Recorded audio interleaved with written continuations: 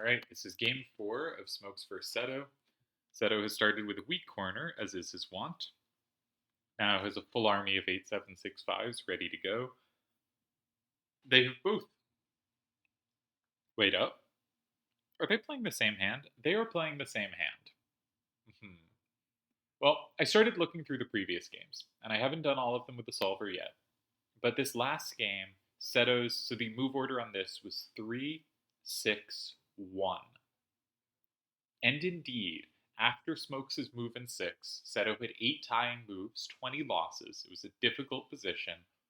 1 was one of his ties, and specifically with his idea of meeting 2 with 8. Brilliant game by Seto. A game can be brilliant without leading to a win. What a creative move. What a cool idea. What a neat understanding of his combo potential. Seto's so dangerous when the combos get rolling. So this was the third game they played, and perfectly played. Now, the first game they played is the other one I want to mention here. Let's see if there's been a move in our actual match. Sorry about flipping quickly back and forth. The first game they played, there actually was a mistake. And Smokes correctly identified that after 5 he had good pressure, and after 6 he might have had a win. So this game went 9, 3, 5, 6. And to me, this looked like, despite Smokes having good combo potential, he had 6, 2, 9, 8 for 8, he had multiple cards for 2, but also... No, he only had 1 card for 2. But Seto had multiple cards for 2, and it seemed to me like Seto should have enough play, that it was a little pressure. Maybe you have a setup in 1 or 7. Smokes played 2 and tied. The first move you look at is 8, but I dismissed 8. 6, 2, 9, 8, and 8. You can go back to look at that game if you can't follow the position because of 9, 4, 3, 9, and 2. But I miscalculated it. And actually, that was a win for Smokes, and I completely missed it.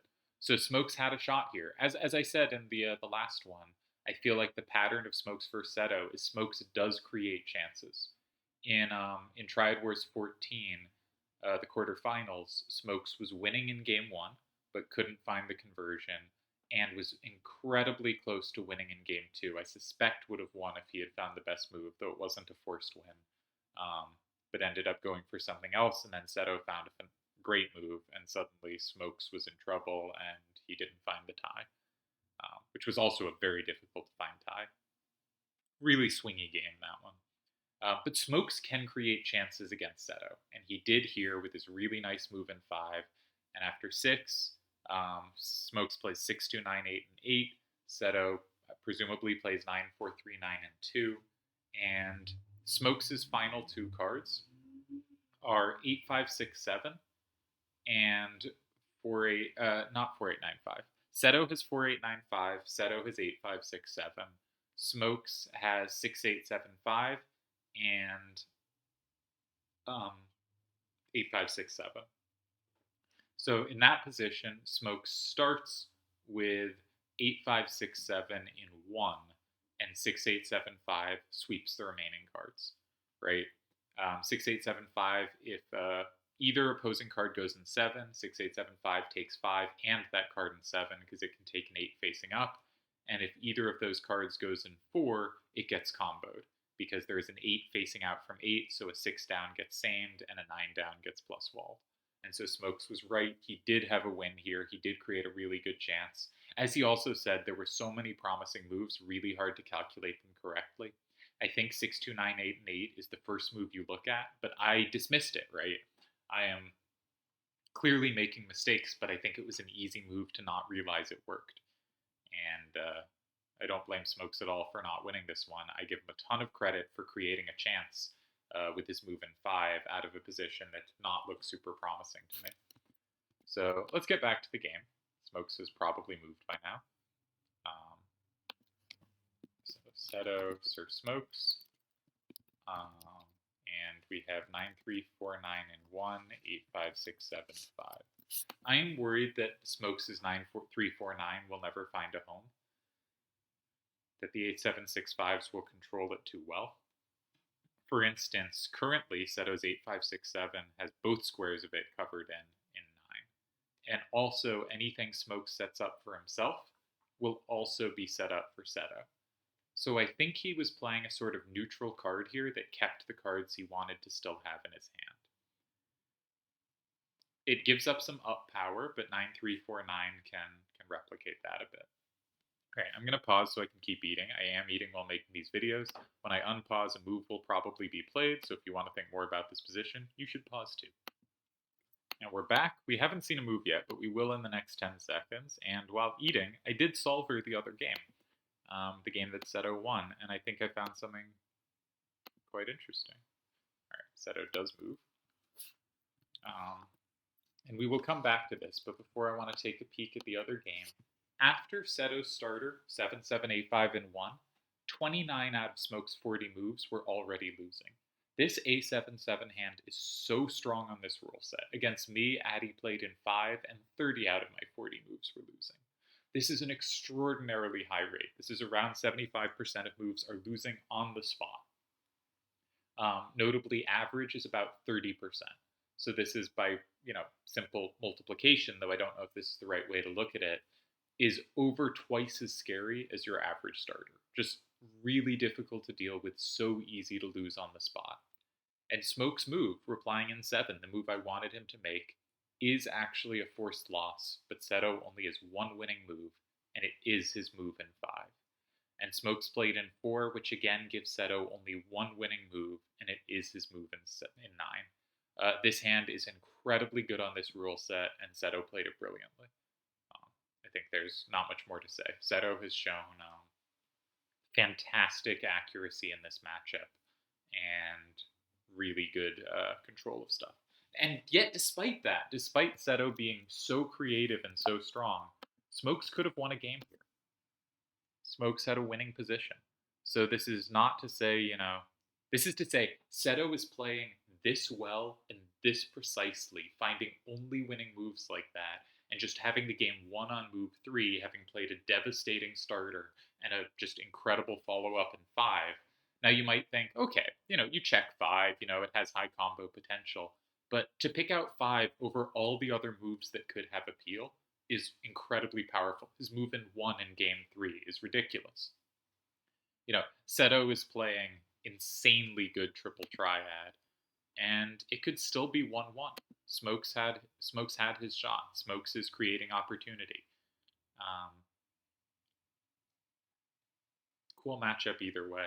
This looks difficult for Smokes again. I think gotta find a precise move.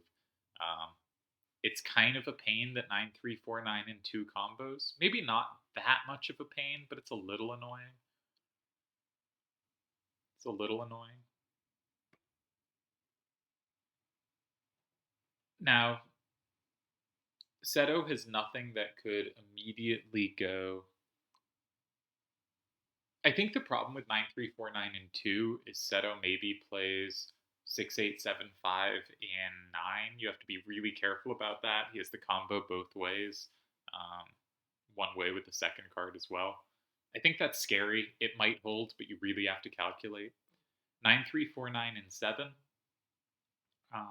at least doesn't walk into immediate combo, and it does lock in that card in 4. But you're also left with cards that might not be great for the end game here. And either of your captures in 2 with an 8 to the right are, of course, very dangerous to play. So I think Smokes has to be careful. Per usual, the kind of 1-5-4 sequence says you need to find something precise, and when you do, you probably get a tie and no more. Which is why I really like this move order, this strategy, is because I am very oriented towards do not lose, do not lose, do not lose. And this tends to give me positions that I can't really lose, and I can sometimes win. Yeah, I'm gonna keep eating. Smokes does go in 2. He is using up a lot of power to the left. He's going to be really reliant on the 9-3-4-9, but he has probably, calculated stuff. And I just forgot to mention, he has really good control of 3, right? Any 7 down, he has the same. Any 6 down, he also has the same. And if Smokes is given the opportunity to play 3, then he does lock in 1 and 2, right? Pretty effectively. I think Seto here will look briefly at 3, but probably just decide against it. There's nothing there. But then is going to look at 9 and 1. Not particularly deep to say.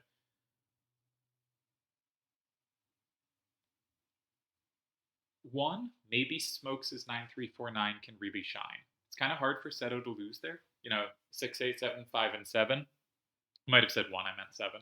9, 3, 4, 9, and 8, you're down 7, 3, but both your cards are really good sweepers.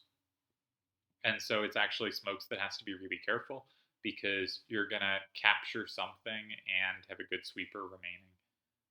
Now it's probably just ties. Something there like 8, 5, 6, 7, and 9 can be met by 7, 8, 7, 6, 5, and 6, and that's a tie because 6, 5, 7, 8 only takes 2. It doesn't take 6. But those lines are actually not too dangerous, I think, for Seto. Again, not doing deep calculation, just kind of general principles. I think, using up your card that has the least left in 7 is not too dangerous.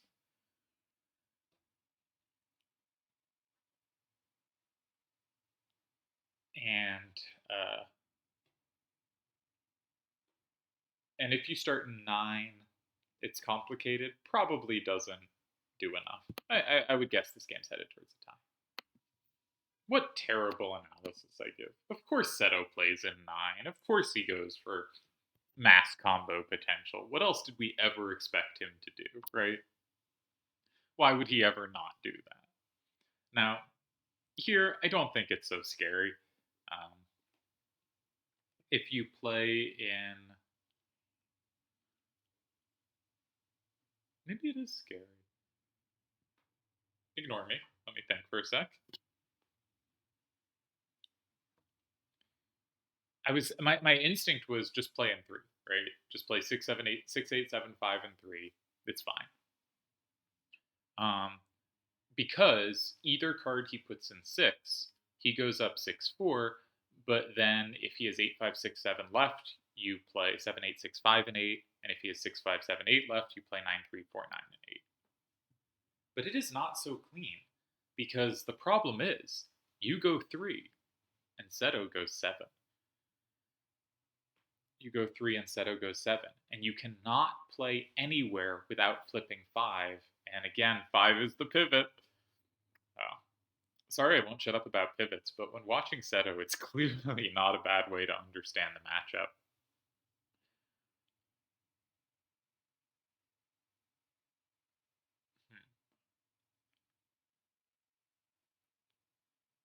So this is scary. This is scary.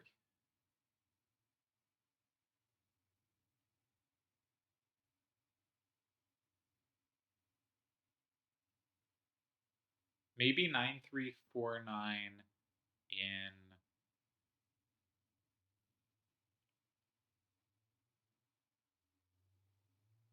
No?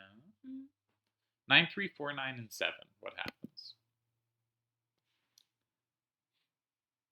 You're up 6-4.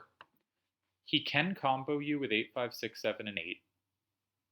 Oh, that flips 1 as well. I didn't realize that flipped 1 as well. Oh, then that doesn't work at all. Oh dear. Oh dear. Seto plays so well around these cards. A nightmare.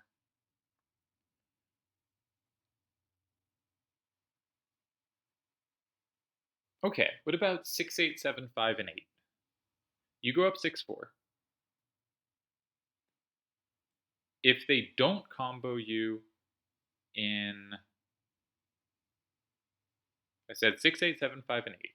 If they play in 7 and they do not combo you, you have 7, 8, 6, 5, and 6, and you're fine.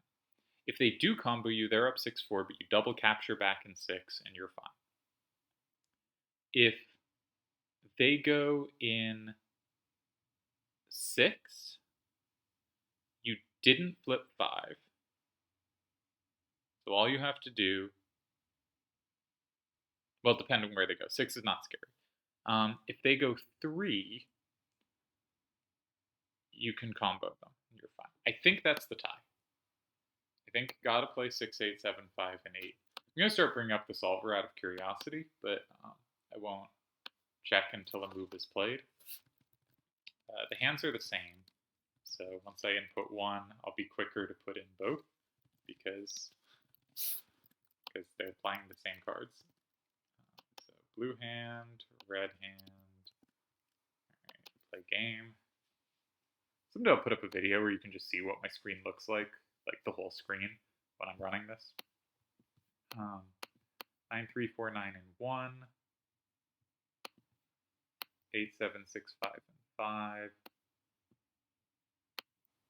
7, 8, 6, 5, and 4. Running slow while doing stuff. I think 6, 8, 7, 5, and 8 is the tie. So after 4, Smokes had 4 ties. Alright, scary. Smokes played 6, 5, 7, 8, and 2, which was one of his ties. Seto played 6, 8, 7, 5, and 9. Now, we know at this point that Smokes should not be losing here.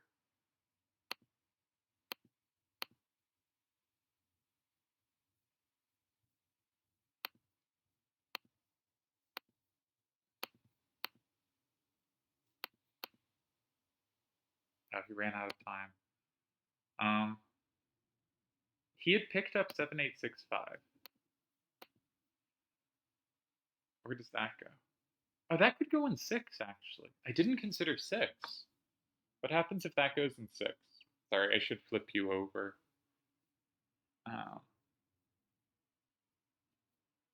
Sorry, where's the screen? Solver. Yeah, that flipped you over. So what if he was going here?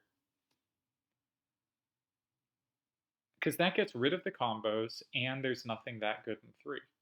And in fact, either card you put in 3, I can go in 8, and I win. And if you go in 7, I go 8, and I win. So you have to go 8. But then I combo. Is this a win? Is that a win? Smoke says I had a win there, though, right? God, I've been so off on these games. I was like 6, 8, 7, 5 tie, right? Please play the tie. And indeed, it is a tie. They combo, we combo, they flip 1. Okay, so I found the tie. There were 2 moves that tied, and there was a win. What's the win? Yeah, 7, 8, 6, 5, and 6.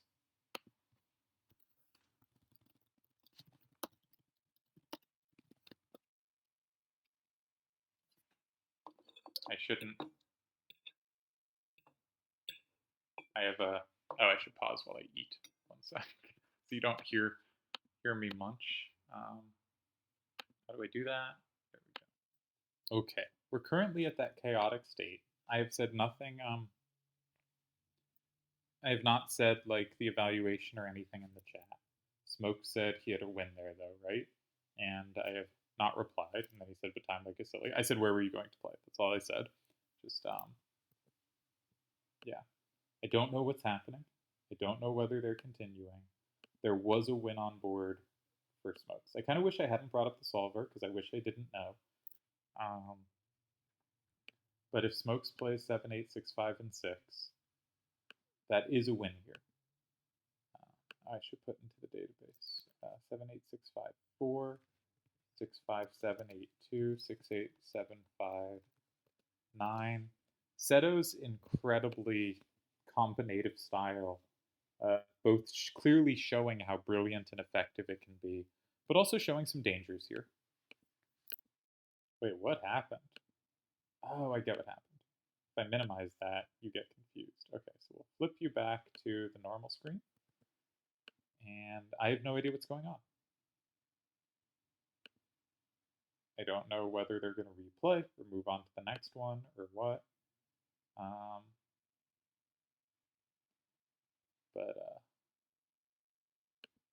Weird.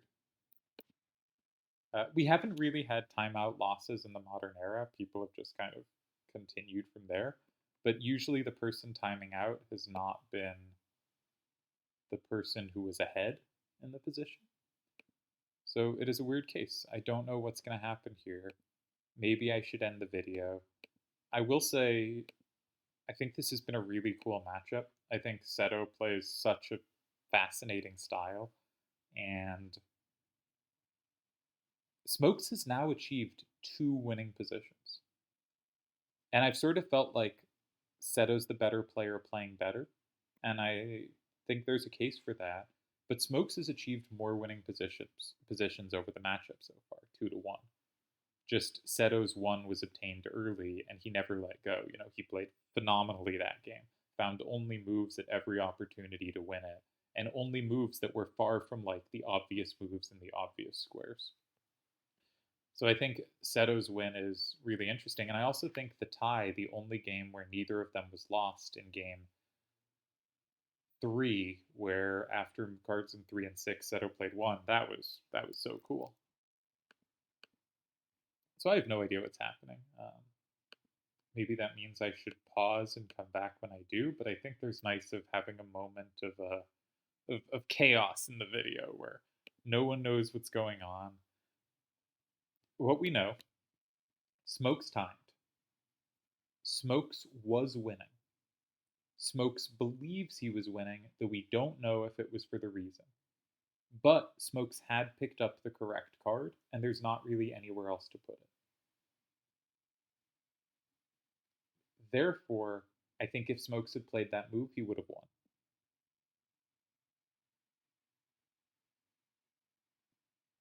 My inclination is I suspect Smokes is going to get the win out of this game. And I think that's probably the right call. I'm, of course, very biased here.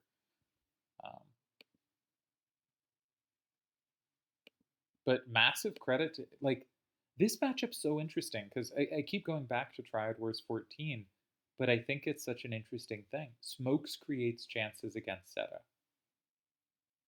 Or Seto creates chances against himself, but Seto has played such fascinating and cool triple triad, that's hard to say. I think Smokes, and especially the first game, I think Smokes very much created the chance. Um, Smokes creates chances against Seto, but it is very hard to convert. And Seto converts unbelievably clinically when he gets his chance. He's not letting it go.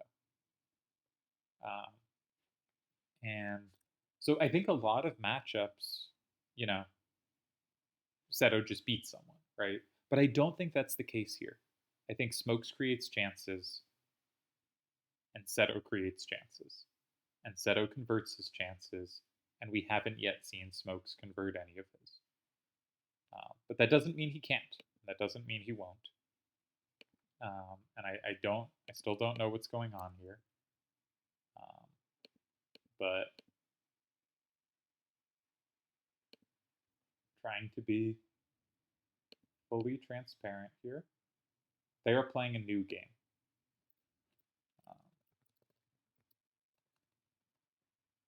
It looks like they are not continuing that one.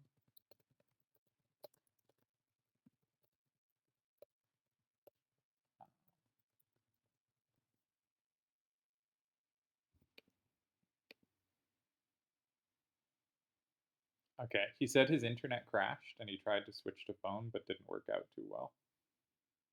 That sucks. Yeah, Smokes doesn't want to take the win that way or push for it, so it looks like they're just playing. He says, in theory, I timed, he deserves the win. I think Smokes deserves the win. I think he played the winning play, or was going to, and achieved a winning position, was going to execute it. To me, that's enough. I understand thinking the other way, but we've moved on to a new game. That's a bummer. But once again, Smokes creates chances. Conversion is tough. So Smokes has switched up his hand to basically every 8-7-6-5 they haven't used before. And a 9-9-4-3 they haven't used before. Interesting switch up. Just like, no. None of the ones we've seen. I guess 5-8-7-6 is another one we could see. None of the ones we've seen. Let's try out new ones. And then he plays a corner that he knows he can take with 3-4-9-9 in a way that is difficult to combo back, though it should be noted, not impossible, because 9-3-4-9 and 9 does have a combo there. Of course, Smokes has a combo back in 6.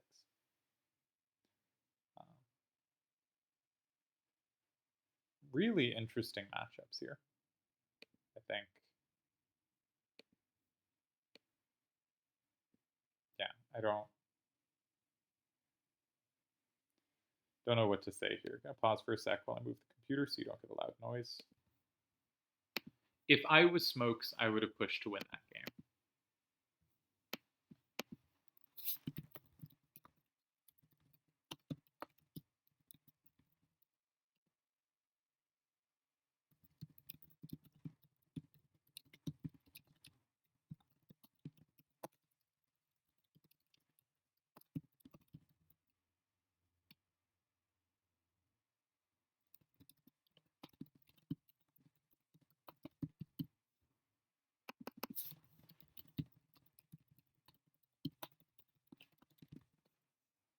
But yeah, it feels weird.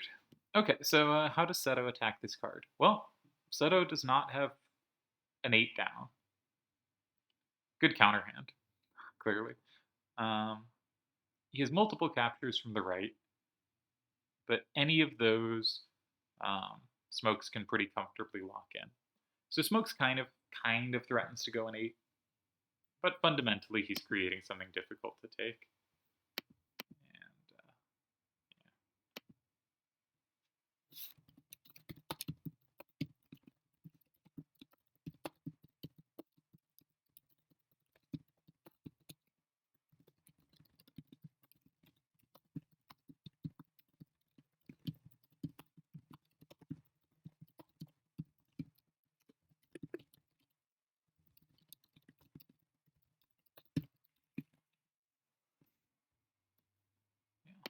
okay. I should update per tournament play. Not sure if I'd include Clan League. Probably should, but don't know. All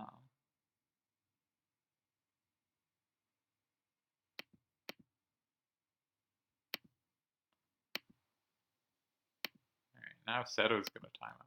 No, he won't. He played a move with 1 second last game. All right, he doesn't.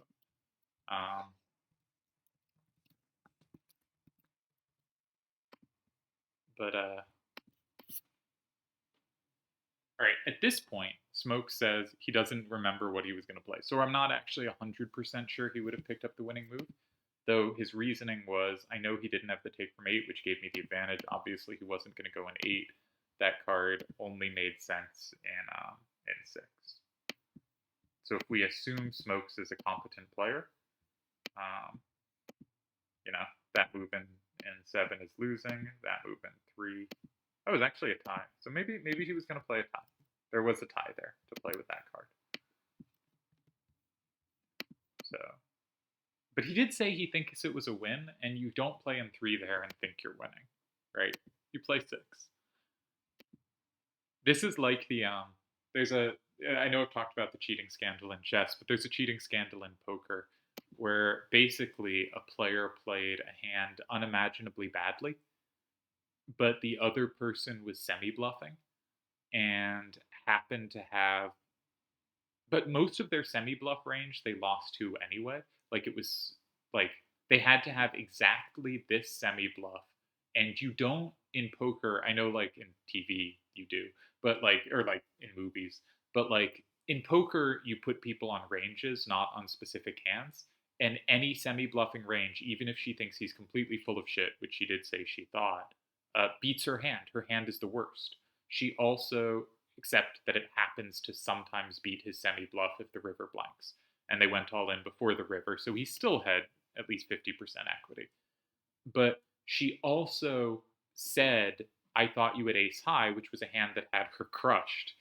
And so it's this incredibly weird spot where either she played the hand unimaginably badly, or she had some method of cheating where she knew she was at least temporarily ahead, which explains her actions in the hand. She played the hand as if this horrendous hand that beats absolutely nothing was ahead.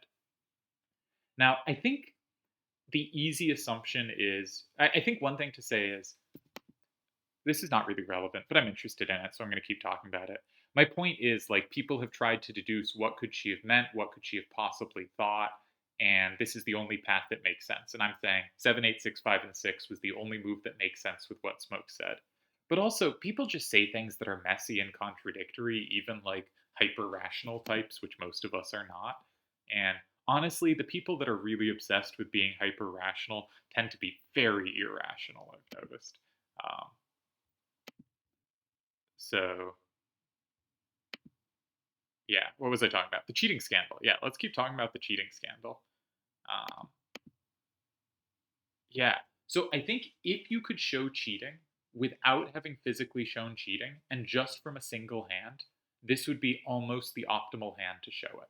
Because the way that was played makes sense if you have some kind of vibrating, buzzing thing that tells you you're currently ahead, because she was currently ahead, but it makes no sense if you have any poker instincts. She played a hand that most people would not play through the flop. She called on a flop that was bad for the hand. She didn't like try to steal the pot. She just called. She floated there with just a horrible hand. Then on the turn, she min check raised, I think, and then called a massive all in with jack high, right? Just this horrible hand. Then she said, I thought you had ace high, which had her crushed. She would have had very little equity against ace high. The reason that her hand is bad if playing against a range is even if he is full of shit, most of that full of shit beats her, right? And so most of what he could potentially have, she still loses to. And that means the call play is terrible if you put him on any range rather than one exact hand. And note the exact hand, because he had so many outs, because he had a drawing hand, was still like technically even though it was behind with one card to go. The last card comes for her, and she wins 170,000. Now, I'm not a great poker player. I'm not a good poker player. I have played some poker. I have read some poker theory. I have some understanding of some of the math, and I have friends that are quite good at poker. I have a friend who is making six figures playing in a casino. Um, yeah, I know people that are good at poker, and I'm good at this type of game. So, like, I'm not saying this is a good player speaking on the situation, but it is not like someone who has no understanding of poker speaking. I'm somewhere in between. I've made some money playing online, not much, but some. They say like 20% or less of poker players are net positive playing poker in their life. Most are losers, which is why some can make so very much money. I'm in the positive range, not by a lot, but by some, um, like a couple $100 kind of thing. Anyway, this hand was ridiculously badly played, ridiculously badly understood. But you read a poker book or you read someone talking about a hand and they go, the opponent did this, they're polarized, right? This is the kind of thing you would only do logically if you either had one of the best hands, the nuts, or something very close to the nuts, which is what having the best hand is called, or you're totally full of it. And you're kind of there are certain actions that polarize your range to this is almost certainly either a bluff or you have it. And you'll see people give odds like, 40% you have it, 60% you don't, and you must be one of these things or your play makes no sense. But people make no sense. So when I do calculations, and maybe I'm just wrong to do this, I like to insert I like to insert kind of 10% that they're just doing something weird. And I've never played against pros. I've never played in a game that had pros. I think that's true. Um, yeah, that should be true. Because I've never actually played my friend that was making that much money. Um, anyway, um, so people are weird. People make weird decisions. There are paths you should not take unless you have those things. Like, it should be possible to polarize you there, but people do weird things. Something strikes them, something about the hand. People do weird things. And I think the kind of like, we're in a detective novel. Every action must logically have come from something logical. If this doesn't make sense, it must not be real, and there must be an explanation. Is kind of this bullshit internet sleuthery that like catches a lot of things. Like the absolute, I probably shouldn't get into this, but like the Johnny Depp trial was so bad. And the Johnny Depp side of it was so terrible, made no sense as an argument for the actual claims, was entirely trying to destroy someone's reputation such that people would side rather than actually argue on the merits of stuff. And I know all the Johnny Depp people go, you didn't watch the trial, and I certainly didn't. I was not going to waste my time with that nonsense. But you actually read any of the arguments and what they were supposed to be showing, it was complete nonsense. Like the fundamental thing of the case was someone said in an article, I have been made a symbol for what was it? I have been made a symbol for some kind of sexual harassment of women. That could be defamation, where she doesn't say correctly made a symbol. She doesn't say who was the oppressor in the situation. She says nothing. It says almost nothing. That could lose millions of dollars for defamation. If you think his side was right, then one of two things. Either you just think speech should not be allowed at all, no one should get to speak, saying anything at all should not be allowed, like you are insanely opposed to free speech, or you're way too much on TikTok and follow people you like, which was the core of the case. Was people liked one figure, people didn't like another, and that meant everyone was on the side of the person they liked. And that was ridiculous. It was just horrible argument from a clearly horrible human being. But it being a horrible human being should not determine the case. But everyone was internet sleuth. Oh, she said this, but she looked like that. That could only mean this. Thus, logically, and like this is just not how people work. This is Looney Tunes.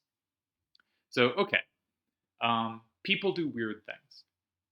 By any kind of rational how to play a poker hand, this hand was played so badly that if this person has any understanding of the game, they should not have done this. Now, the answer is maybe they don't. And I think people are somewhat quick to jump to this for kind of sexist reasons. But fundamentally, like lots of rich people get into poker, lose a bunch of money, think they look really cool, and are really into it. If you've watched kind of any of the poker shows, it is so obvious. The Jerry Buss shows up, the guy who owns the Lakers, and this is just like him having a good time. He has lots of money to lose because he has too much money, because a lot of people do.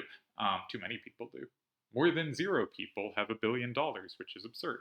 So he has far too much money. This is something that looks cool and feels good to him. Billionaires, like a lot of ways good poker players make money, is billionaires really like, and rich businessmen really like spending time with them, playing poker and feeling smart and winning some hands. And they're okay losing a bunch of money as long as they get to feel cool. And your job is to take their money and make them feel cool. And that's what good poker players do. I think she comes from a lot of wealth here. And people that come from a lot of wealth and want to play poker and want to look cool. She's also really doubled down and acted with huge bravado afterwards. But again, this makes sense for a rich person that doesn't understand anything, right? So I think there's a very plausible explanation here that this is just like a bad poker player in a high pressure situation. If you can show cheating from a single hand, sure, this was the most ridiculous hand. And any kind of explanation which goes, this must have been explained by this, is kind of got to come down to like probably going to conclude it's cheating. But people are just messy. We can't. I've been so distracted here. You can't lock things in like this. It doesn't work. It doesn't. The real test is, does stuff predict human action? And when you go, yes, of course, anyone in this situation would logically do X, and then you check, do people in that situation actually do X? You go, oh, no, they don't, right? The times when people most reliably do things are not the times when you'd go, this logically says that they do that. It's just the time when this is what everyone's doing and they're going along with social norms. You're going to much more reliably predict human action by kind of following the social norms in their circles than, I admit, I really haven't talked about the game enough, but than you are by kind of any other metric. Well, this is weird. If 8, 5, 6, 7, and 9, then 3, 4, 9, 9, and 2 looks like a win. So that's something. 3, 4, 9, 9 now is both 2 and 4. Again, 5's the pivot. It's all about pivots today. And if Seto goes in 2, at the very worst, Smokes can go in 9, and 3499 will, I guess won't sweep. You can be down 7-3 there. Is 2 scary?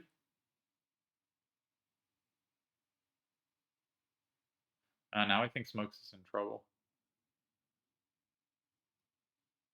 Nah, but the only capture in 2 is 8, 5, 6, 7, and that gets comboed. So 2 is not scary.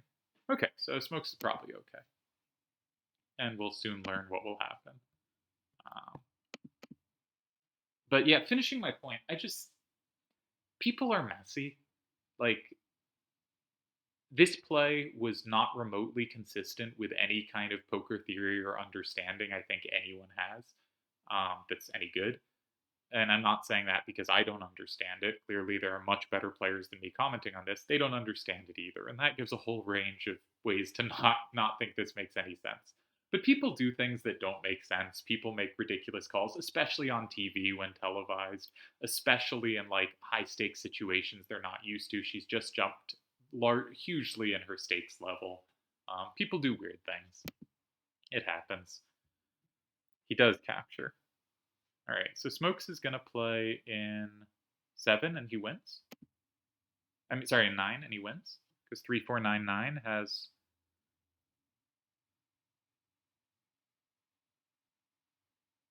3499 wins. His last card. So I think Smokes just won anyway. Yeah. Well, wish I'd paid attention to this one, because it looks like Smokes did something really cool here. In that he kind of turned this around. Seto has been the one controlling the pivots so well, and here Smokes did it fantastically. And the interesting thing was, because 2 and 6 were such good pivots, Seto kind of had to block one of them, but 6 is a very hard square to block in these positions, so he kind of has to block 2. And if he doesn't have something good to block 2 with, really forced him. Probably a really fantastic move in 1.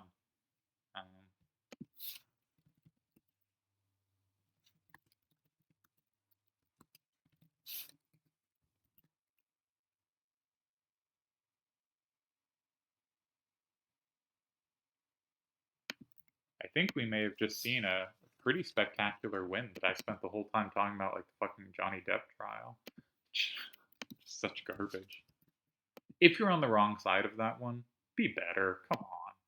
Like, it's just ridiculous. Absolutely ridiculous. Huge win by Smokes here. We will stop the video. This was a whole lot went down this video from me babbling irrelevantly. Actually, let's go check the solver, right? Let's see what the solver has to say on this one, because that was really interesting. So Seto's hand stayed the same, and Smokes' hand switched to... And this is the first Smokes win against Seto we've recorded in many format, and they've now played a bunch, and Smokes has gotten a lot of winning positions. But this is the first conversion.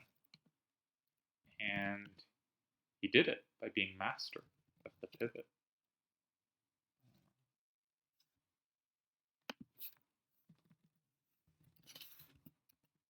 So let's flip over to there.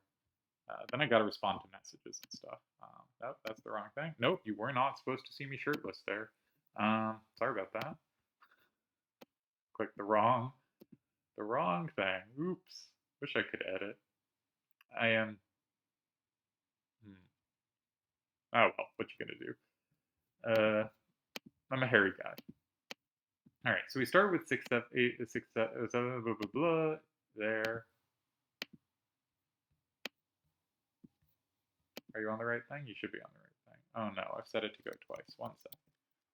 Right. Close that, play game. Make sure you're on the right thing, not on me. Cool. 7, 6, 8, 5, and 7. Let's play next. 6, 5, 7, 8, and 5. 5, 8, 6, 7, and 8. Solver, you're giving me nothing. It's just not running.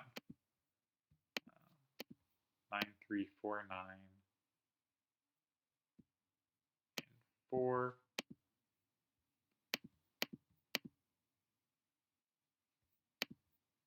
5, 6, 7, 8, and 1. There were 2 ties after 1, and they were both in 3, which is hard to find because it feels so unnatural. Solver's giving, for instance, this. It feels so unnatural to allow this. But I guess if you count it out, it's only 2 cards. Has to find 3 to tie. That's a tough tie to find. That he takes, and Smokes plays the win. So massive props to Smokes. We'll flip back. Gotta flip to the right thing this time. Yeah, what a game. What a time. What a strange matchup. Alright, I'm gonna end this video and go respond to them.